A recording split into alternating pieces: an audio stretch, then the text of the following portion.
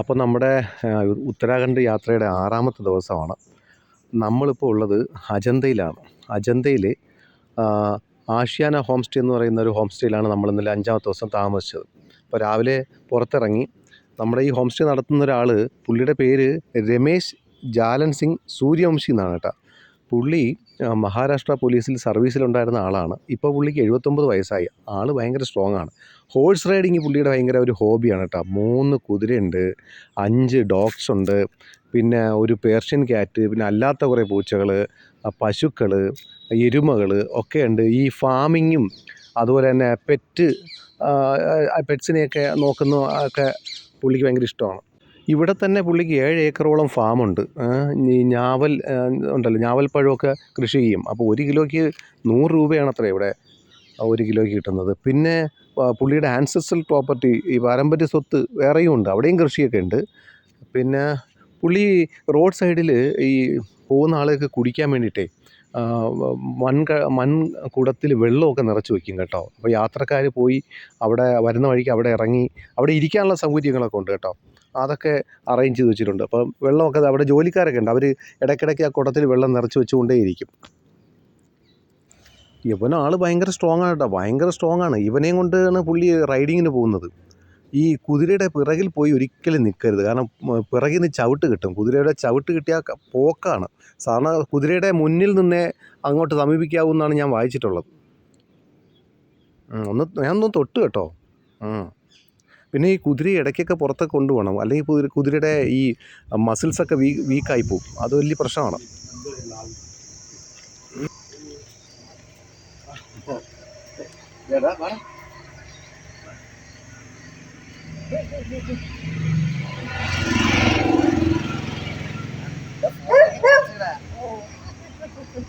Persian cat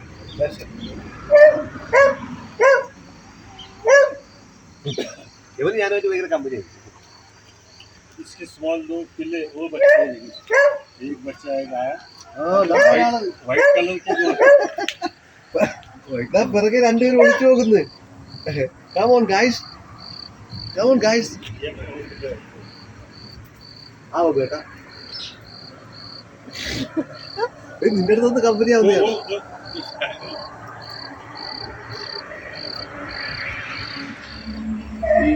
This is your ancestral property? ये हाँ ये अपना खुद का है, सर्विस में रखा है.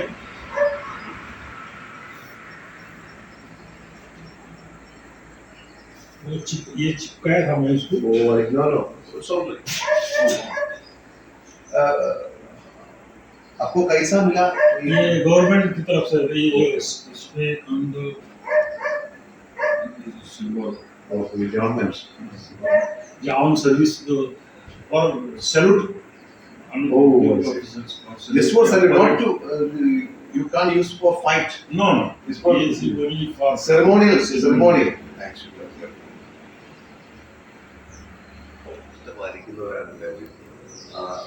സാറും വൈഫും രാവിലെ നടക്കാൻ പോകും. 5 കിലോമീറ്റർ നടക്കും. അത് കഴിഞ്ഞിട്ട് സാറ് വന്നിട്ട് കുറച്ച് ഡമ്പലൊക്കെ എടുത്ത് കുറച്ച് എക്സസൈസ് ഒക്കെ ചെയ്യും. പിന്നെ ദീദി ചെയ്യുന്നതെന്ന് വെച്ച് കഴിഞ്ഞാൽ യോഗ ചെയ്യും. അങ്ങനെ കൃത്യമായ ലൈഫ് സ്റ്റൈൽ കീപ്പ് ചെയ്യുന്നവരാണ് കേട്ടോ. അതാണ് അവരുടെ ആരോഗ്യത്തിൻ്റെ രഹസ്യം. അത് ഇവിടുത്തെ കസ്റ്റം അനുസരിച്ച് ഇവിടെ ഗസ്റ്റുകൾ വരുമ്പോൾ I think this is the custom to receive guest. ഇങ്ങനെ ഒരു വെള്ളിച്ചെല്ലാം കൊടുത്തിട്ട് അതിൽ നിന്ന് ഇങ്ങനെ പെരുംജീരകം, അതുപോലെ കാർഡമം, ഏലം, ഇങ്ങനെ ആംല, നെല്ലിക്ക, ഉണക്കിയ നെല്ലിക്ക, ഇതൊക്കെ കൊടുത്താണ് അത് ചെയ്യുന്നത്. എന്തായാലും നമുക്ക് നല്ലൊരു സ്വീകരണമാണ് കിട്ടിയിരിക്കുന്നത് കേട്ടോ. അപ്പോൾ ഇതാണ് നമ്മൾ 5ാമത്തെ ദിവസം താമസിച്ച ആഷ്യാന ഹോം സ്റ്റേ അജന്തയിലെ. ഇതാണ് നമ്മുടെ റൂമിലേക്ക് കയറുകയാണ്. അതിനുമുമ്പ് പുറത്ത് ഒരു പോർട്ടിക്യൂ ഉണ്ട്, ഒരു ആട്ടുകട്ടിലുണ്ട്, പിന്നെ ഇവിടെ ഒരു ഇങ്ങനെ പുറത്തിടുന്ന ഒരു കട്ടിലുണ്ട്. നല്ല രസമാണ്. വൈകുന്നേരമൊക്കെ പുറത്തിറങ്ങിയിരിക്കാൻ പറ്റും. AC റൂമാണ്. സോഫ സെറ്റ്, ടീ പോയ ഒരു 6 അടി കട്ടിലുണ്ട്. എല്ലാം നല്ല ഫർണിച്ചറും സൗകര്യങ്ങളും ഒക്കെയാണ്. പിന്നെ ഇലക്ട്രിക് കെറ്റിൽ, ചായ ഉണ്ടാക്കാനുള്ള സൗകര്യങ്ങളുണ്ട്. അടിപൊളിയാണ്. നല്ല വുഡൻ ഫർണിഷുള്ള റൂമാണ്. കൊള്ളാം, അടിപൊളി. സോ നമുക്ക് സജസ്റ്റ് ചെയ്യാൻ പറ്റിയ റൂമാണ് കേട്ടോ, അജന്തയിലെ ആഷിയാന ഹോം സ്റ്റേ. അപ്പോൾ നമ്മുടെ 6ാമത്തെ ദിവസം യാത്ര തുടങ്ങുകയാണ്. അജന്തയിലുള്ള ബാലാപൂർ ആ സ്ഥലത്താണ് നമ്മൾ താമസിച്ച ഹോം സ്റ്റേയുടെ അടുത്ത്. നമുക്ക് ബ്രേക്ക്ഫാസ്റ്റ് കിട്ടി. വെജിറ്റേറിയൻ ആണ്. ദോശ, ചട്നി, പിന്നെ ഇതൊരു വെറൈറ്റി സാധനം നമ്മൾ ആദ്യമായിട്ട് പരീക്ഷിക്കുകയാണ്. എൻ്റെ പേര് മിസൽ പാവ് അല്ലേ? മിസൽ പാവാണ്. അപ്പോൾ അത് പരീക്ഷിക്കാൻ പോവുകയാണ്.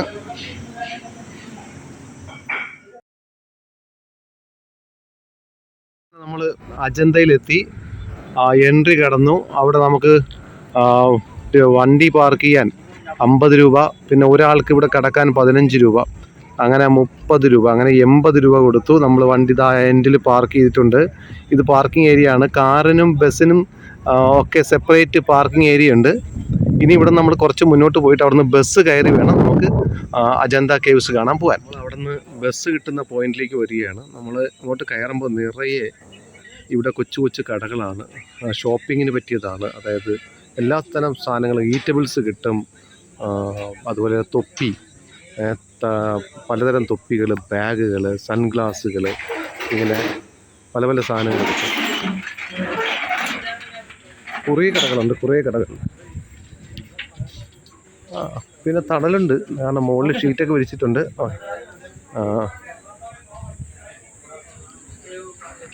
ഇവിടെ നല്ല ബിസിനസ് നടക്കുന്നുണ്ട്.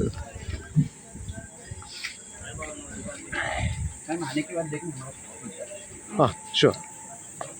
ഇതാ ഇങ്ങോട്ട് പോകണം. ഓക്കെ, നന്നായിട്ട് അവർ ക്യാൻവാസ് ചെയ്യും. അവരുടെ സാധനങ്ങളൊക്കെ വിറ്റഴിക്കുകയാണ്. അത് അവരുടെ ബിസിനസ്സാണ്. വേണമെങ്കിൽ വാങ്ങാം, വേണ്ടെങ്കിൽ വാങ്ങണ്ട. കാരണം ഇത് അവരുടെ ജീവിതമാർഗ്ഗമാണ്. അവർ വളരെ മര്യാദയ്ക്കാണ് നമ്മളോട് പെരുമാറുന്നത്. അവരുടെ കയ്യിൽ മുത്തുമാലയുണ്ട്, പ്രത്യേക രീതിയിൽ ഇവിടെ നിന്ന് കിട്ടുന്നതിന് സ്റ്റോണുണ്ട്, സ്റ്റോൺ കൊണ്ടുള്ള മാലയുണ്ട്, ഇയർ റിംഗ് ഉണ്ട്. നന്നായി നമ്മളെ പ്രഷറൈസ് ചെയ്യും. വേണമെങ്കിൽ വാങ്ങാം, വേണ്ടെങ്കിൽ വാങ്ങണ്ട. നമ്മൾ 2 ടൈപ്പ് ബസ്സാണ് ഇവിടെ നിന്നുള്ളത്. ബസ് ബോർഡിംഗ് പോയിന്റിൽ 2 ടൈപ്പ് ബസ്സുണ്ട്. AC ഉണ്ട്, നോൺ AC ഉണ്ട്. AC 30 രൂപയാണ് ഒരാൾക്ക്, നോൺ AC 25 രൂപ. അപ്പോൾ നല്ല ചൂടാണുകൊണ്ട് നമ്മൾ AC ബസ് എടുത്തു. 2 പേർക്ക് 60 രൂപ. കുറച്ച് പേരൊക്കെ കയറിയിട്ടുണ്ട്. ബസ് ഇവിടെ വെയിറ്റ് ചെയ്യാണ്. കുറച്ച് ആളോട് വന്നിട്ട് ഇത് മുന്നോട്ട് പോകും. കയറി അകത്തൊരു സെക്യൂരിറ്റി ചെക്കിംഗ് ഉണ്ട്. നന്നായി പരിശോധിക്കും. ആണുങ്ങൾക്കും പെണ്ണുങ്ങൾക്കും വേറെ പേഴ്സണലി ഉള്ള സെക്യൂരിറ്റി ചെക്കിംഗ് ഉണ്ട്. അത് കഴിഞ്ഞിട്ട് അകത്തേക്ക് കയറണം. ഒരാൾക്ക് 40 രൂപയാണ് ടിക്കറ്റ്. ഇവിടെ വോഡാഫോണും ജിയോയും സിമ്മേ വർക്ക് ചെയ്യത്തുള്ളൂ. അപ്പം ക്യാഷായിട്ട് എടുത്ത് വയ്ക്കണം. അല്ലെങ്കിൽ പിന്നെ അവരുടെ വൈഫൈ ഇട്ട് നമുക്ക് GPay ചെയ്യാൻ സാധിക്കും. ഒരാൾക്ക് 40 രൂപയാണ്. ഇപ്പോൾ 2 ബോട്ടിൽ വെള്ളമൊക്കെ നമ്മൾ വാങ്ങിച്ചുകൊണ്ടാണ് കയറുന്നത്. എന്താ ഇങ്ങോട്ട് കയറണം. ഇവിടെ ഡോളി ലഭിക്കും കേട്ടോ. 2000 രൂപ കൊടുക്കണം. അല്ലാതെ നമ്മളെ കസേരയിൽ എടുത്തുകൊണ്ട് പോകും. സുഖമില്ലാത്ത ആളാണെങ്കിൽ കസേരയിൽ ഇരുത്തിക്കൊണ്ട് നമ്മളെ മുകളിലേക്ക് കൊണ്ടുപോകും. അങ്ങോട്ട് മുകളിലേക്കാണ് നമുക്ക് പോകേണ്ടത്. എല്ലോറ പോലെയല്ല, നല്ല ഉയരത്തിലാണ് ഈ അജന്ത കേവ്സ്. ഇവിടെ റാമ്പുണ്ട്. ഇങ്ങനെ ചരിഞ്ഞ സ്ഥലമുണ്ട്, സ്റ്റെപ്പും ഉണ്ട്. റാമ്പ് കുറച്ച് അധികം നടക്കണം. സ്റ്റെപ്പ് ആകുമ്പോൾ ഷോർട്ട് കട്ടാണ്. പക്ഷേ നല്ല ബുദ്ധിമുട്ടാണ് കയറാൻ. ഇത് കണ്ടോ, ഇത് നദിയാണ്. പണ്ട് ഇതിലൊരു നദി ഒഴുകിയിരുന്നു. ആ നദിയുടെ പേര് വഗോറ നദി എന്നാണ്. വഗോറ. ആ കാണുന്നതാണ് കേവ്സാണത്. 1500ഓളം വർഷത്തെ ചരിത്രമുണ്ട് ഇതിന്. AD 500, 5-ാം നൂറ്റാണ്ടിൽ ആണ് ഈ അജന്തയുടെ അജന്ത ഗുഹകൾ നിർമ്മിക്കപ്പെട്ടതെന്നാണ് പറയുന്നത്. അതൊരു നദി ഒഴുകി വരുന്നുണ്ടോ. പണ്ട് നദിക്കരയിലായിരുന്നല്ലോ മനുഷ്യരുടെ സഹവാസമല്ല താമസം. ഈ നദി ഇപ്പോൾ വറ്റിക്കിടക്കുകയാണ്. മാത്രമല്ല ഇത് കണ്ടേ, ഈ മലനിരകൾ ഇതിപ്പോൾ സമ്മർ സീസണാണ്. വരണ്ട് കരിഞ്ഞുണങ്ങി നിൽക്കുകയാണ്. ഇത് സൂപ്പർ. വെള്ളച്ചാട്ടമൊക്കെ ഉണ്ട്, പക്ഷെ ഇപ്പോഴല്ല. നല്ല മഴ കഴിഞ്ഞ് വരികയാണെങ്കിൽ ഇത് സൂപ്പറായിരിക്കും.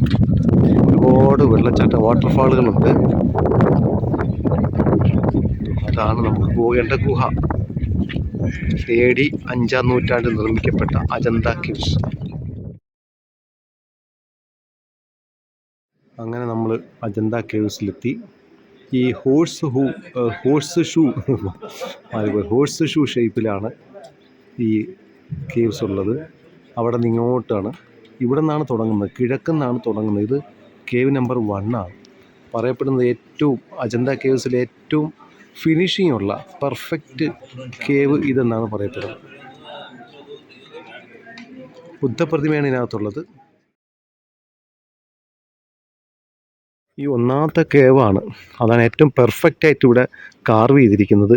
20 വലിയ കൽത്തൂണുകളിലാണ് ഇത് അതിൻ്റെ സീലിംഗ് നിൽക്കുന്നത്. ഏറ്റവും മനോഹരമാണ്, സൂപ്പറാണ്. വളരെ വിശാലമായ ഒരു ഗുഹയാണത്. നല്ല ഇരുട്ടാണ്, നല്ല വിശാലമായൊരു നടുത്തളം, പിന്നെ ഒരു വിശാലമായ വരാന്ത, അകത്ത് ബുദ്ധൻ്റെ പ്രതിമ, മുകളിൽ മ്യൂറൽ പെയിൻ്റാണ്, അത് പച്ചില കൊണ്ടാണ് ഇതിൻ്റെ ചിത്രങ്ങളൊക്കെ വരച്ചിരിക്കുന്നത്. പക്ഷെ പലതും നാശത്തിൻ്റെ വക്കിലാണ്. 1500 വർഷത്തോളം പഴക്കമുണ്ടല്ലോ.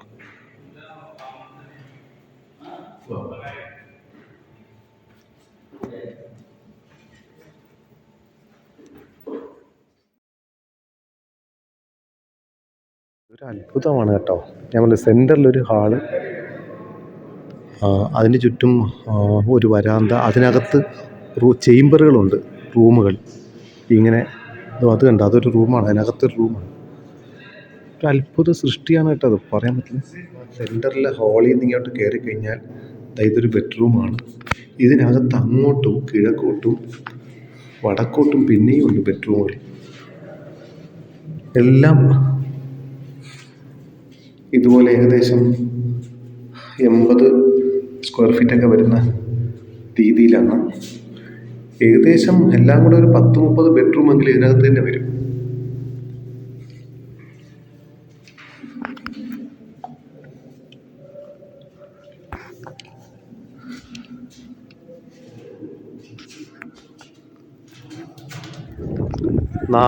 അജന്തയിലെ 4ാമത്തെ കേവാണിത്. ഈ ഗുഹകളിൽ ഏറ്റവും വലുതാണ്. 28 പില്ലേഴ്സാണ് ഇതിനകത്തുള്ളത്. അപ്പോൾ ഏകദേശം ഒരു 10-30ഓളം ചേംബറുകളുണ്ട്, മെഡിറ്റേഷൻ ചേംബറുകളും അതിനകത്തുണ്ട്. അകത്ത് ഒരു 80 അടിയോളം 80x80ഓളം ഡയമെൻഷൻ ഉണ്ട് കേട്ടോ അകത്ത്. അത്രയും വലിയ ഒരു ഹാളാണത്. ഇത് 6ാം നമ്പർ ഗുഹയാണ്. ഇത് 2 നിലയാണ്. ഇത് കണ്ടോ, 2 നിലയാണ്, 2 നില. എല്ലാ ഗുഹയിലെ പുറത്തും ചെരുപ്പ് ഊരി വെച്ചിട്ടേ നമുക്ക് അകത്തേക്ക് കയറാൻ പാടുള്ളൂ. നമ്മളിപ്പം 6ാമത്തെ ഗുഹയുടെ മുകളിലത്തെ നിലയിലാണ്. 6ാമത്തെ ഗുഹ 2 നിലയാണ്. കയറിക്കോ.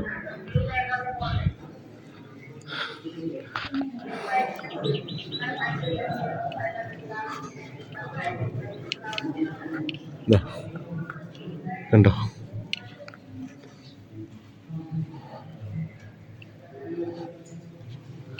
അകത്തെല്ലാം ബുദ്ധഭഗവാന്റെ സാരോപദേശ രീതിയിലാണ്. 500 വർഷത്തിന് മുമ്പ് ബുദ്ധമതത്തിൽപ്പെട്ട ആളുകൾ, സന്യാസിമാരും മറ്റും ഇവിടെ താമസിക്കുകയും ഇവിടെ ധ്യാനം ചെയ്യുകയും അതുപോലെ ഇവിടെ പഠിക്കുകയൊക്കെ ചെയ്തിരുന്നു എന്ന് പറയപ്പെടുമ്പോൾ ഭയങ്കരമായ നിർമ്മിതിയാണ് കേട്ടോ ഇത്.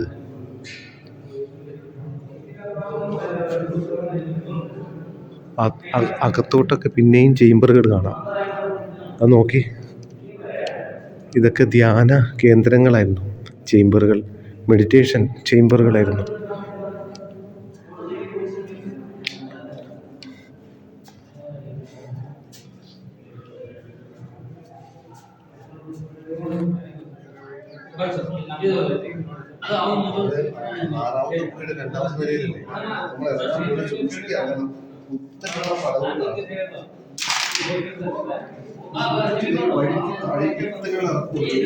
ചരിഞ്ഞിറങ്ങുന്നതാണ്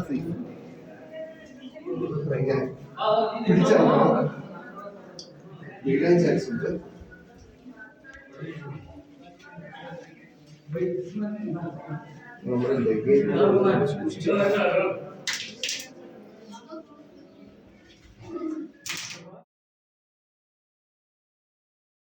ഇവിടെ ഉള്ളതിൽ ഏറ്റവും ഉയരത്തിലുള്ളതാണ്, 45 അടി ഉയരത്തിലുള്ളതാണ്. ആർച്ച് ഷേപ്പാണ്.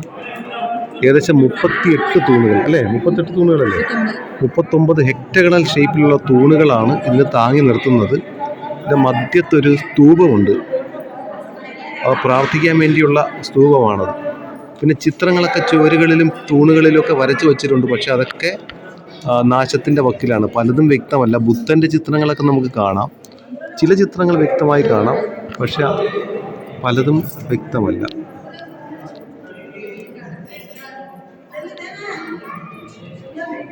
ഇതുപോലെ ഒന്ന് എല്ലോറയിലുമുണ്ട്. എല്ലോറയുടെ ആർച്ച് ഷേപ്പിൽ കുറച്ചുകൂടെ കൊത്തുപണികളൊക്കെ ഉണ്ട്. ഇത് വേറെ രീതിയാണ്. ഏകദേശം അതും ഇതൊക്കെ ഏകദേശം ഒരു വലിപ്പമാണ്.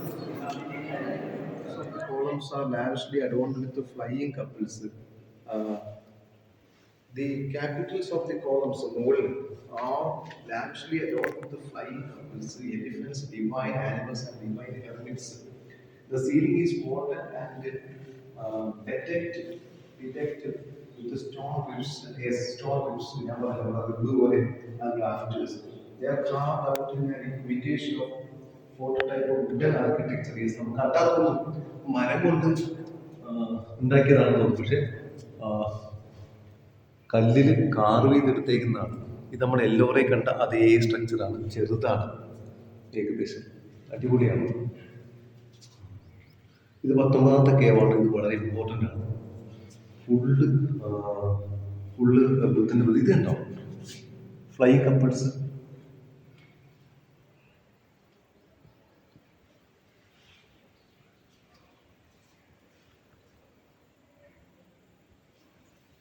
ഇത് നോക്കി, ഒരു പെണ്ണൊരു കുതിരയോ, ഫ്ലൈയിങ് കപ്പിൾസ്.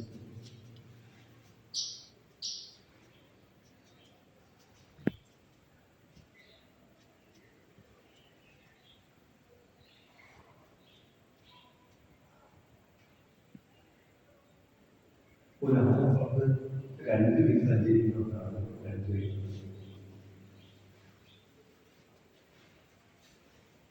ചില ഗുഹകളിൽ ചുവർചിത്രങ്ങളാണ്, പക്ഷെ ചില ഗുഹകളിൽ ശില്പങ്ങളാണ്. ഇതിൽ ചുവർചിത്രങ്ങൾ ഉണ്ടായിരുന്നു, ചുവരിൽ അതൊക്കെ പോയി. പക്ഷെ ഇവിടെ പ്രധാനമായിട്ടും ചുവരുകളിൽ ഈ ചുവരിൻ്റെ മുകളിൽ ശില്പങ്ങളാണ്. അജന്തയിലെ വലിയ ഗുഹകളിലൊന്നും 26ാമത്തെ ഗുഹയുമാണിത്. ഇതിൽ ബുദ്ധൻ്റെ നിർവ്വാണം, അതായത് റിക്ലൈനിങ് ബുദ്ധ പ്രതിമയാണ്. ബുദ്ധൻ്റെ പരിനിർവാണത്തിൽ വിലപിക്കുന്ന ശിഷ്യരാണ് ഈ കാണുന്നത്.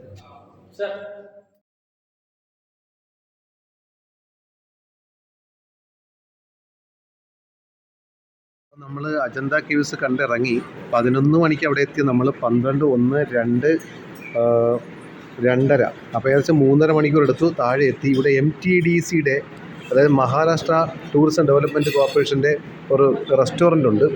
അപ്പോൾ അവിടെ നമ്മളൊരു വെജിറ്റബിൾ ഫ്രൈഡ് റൈസും 2 മുട്ട പുഴുങ്ങിയതും പറഞ്ഞു, പിന്നെ ഒരു ബട്ടർ മിൽക്ക്, അതായത് നമ്മുടെ മോര്. നോക്കട്ടെ. അപ്പോൾ ഇവിടെ ഇത് കുഴപ്പമില്ല, അത്യാവശ്യം കണ്ടിട്ട് കുഴപ്പമില്ല. നമ്മളിപ്പോൾ അജന്ത കേവ്സ് ഒക്കെ കണ്ടിറങ്ങി താഴെ MTDC ഹോട്ടലിൽ നിന്ന് ഫുഡൊക്കെ കഴിച്ചിട്ട് നമ്മൾ നാഗ്പൂരേക്ക് പോവുകയാണ്. ഇവിടെ നിന്ന് 420 കിലോമീറ്ററാണ് നാഗ്പൂരേക്ക് കാണുന്നത്. അപ്പോൾ കുറേ ദൂരം നമുക്കൊരു മലയിടുക്കിലൂടെയൊക്കെ ഓടിയിട്ട് വേണം നാഗ്പൂർ പോവുകയാണ്. നമ്മൾ നാഗ്പൂരേക്ക് പോവുകയാണ്. 430 കിലോമീറ്ററാണ് കാണിക്കുന്നത് ഇവിടെ നിന്ന്. അപ്പോൾ നമ്മൾ അജന്തയിൽ നിന്ന് പുറപ്പെട്ട് പോകുന്ന വഴിയെന്ന് പറയുന്നത് ബുൾഡാന ചിക്കിലി വഴി മെഹ്ക്കർ എന്നൊരു സ്ഥലമുണ്ട്. അവിടെ ചെന്നാൽ നമുക്ക് നാഗ്പൂർ മുംബൈ എക്സ്പ്രസ് വേ ഉണ്ട്, അവിടെ ചെന്ന് കയറാം. നാഗ്പൂർ മുംബൈ എക്സ്പ്രസ് വേ. അപ്പോൾ പോകുന്ന വഴി അജന്തയിൽ നിന്ന് പുറപ്പെട്ട് ബുൾഡാന, ചിക്കിലി, മെഹ്ക്കർ.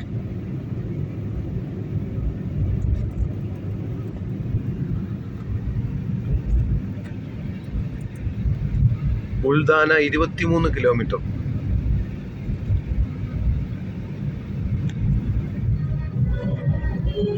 ഇവിടെ എന്തോ ഉത്സവം നടക്കണം. കല്യാണം.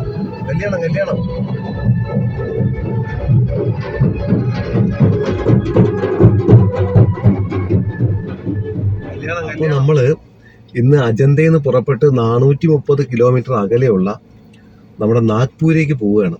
അപ്പോൾ അജന്തയിൽ നിന്ന് നമ്മൾ പുറപ്പെട്ട് വന്ന് ബുൽദാന വന്നു. ബുൽദാന വന്നിട്ട് പിന്നെ അത് കഴിഞ്ഞ് ചിക്കിലി വന്നു. മെഹ്ക്കർ എന്ന് പറഞ്ഞ സ്ഥലത്തെത്തി. ഈ മെഹ്ക്കറിൻ്റെ പ്രത്യേകത, നമ്മൾ ഇവിടെ നിന്ന് ഇതിലേക്ക് കയറുകയാണ് കേട്ടോ. ഈ മുംബൈ നാഗ്പൂർ എക്സ്പ്രസ് വേയിലേക്ക് കയറുകയാണ്. ഇതാകണ്ട ₹1.73 കിലോമീറ്ററിന് കൊടുക്കണം കാറിന്. 4 വീലറിന്, അതായത് കാറിന് ₹1.73 കൊടുക്കണം.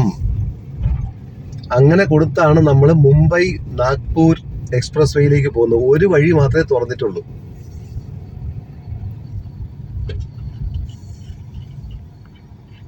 ഇനിയൊരു 290 കിലോമീറ്റർ നമുക്ക് പോകാനുണ്ട്. എന്താണാവോ സംഗതി. അപ്പോൾ ഈ എക്സ്പ്രസ് വേയിൽ ആദ്യമായിട്ട് കയറുകയാണ്.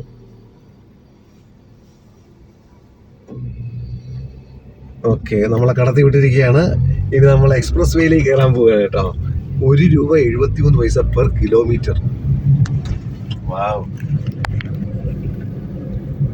ഓക്കെ, ഇന്നിപ്പം 290 കിലോമീറ്റർ ഉണ്ട്.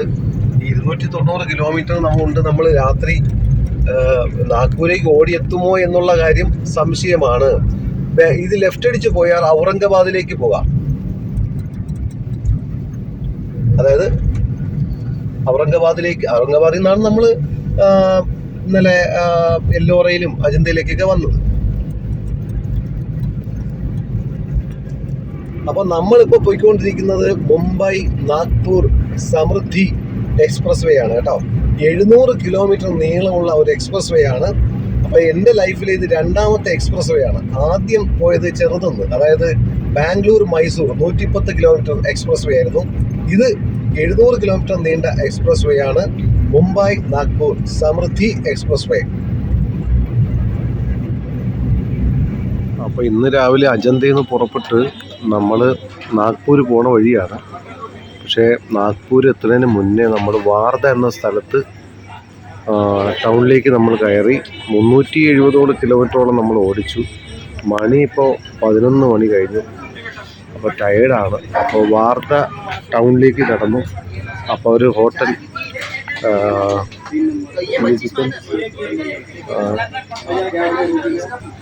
അർബൻ കിച്ചൺ എന്ന് പറയുന്നൊരു ഹോട്ട് റെസ്റ്റോറൻറ്റ് കയറി പാഴ്സൽ വാങ്ങുകയാണ്. എന്നിട്ട് ഇനി ഈ വാർധ സിറ്റിക്ക് ഉള്ളിലേക്ക് പോയി വേണം നമുക്ക് ഒരു റൂം എടുക്കണം. ഏകദേശം 12 മണിയാവുന്നു റൂം എടുത്ത് കിടക്കുമ്പോൾ. എന്തായാലും ഫുഡ് പാഴ്സൽ വാങ്ങിച്ചുകൊണ്ട് പോകാൻ തീരുമാനിച്ചു.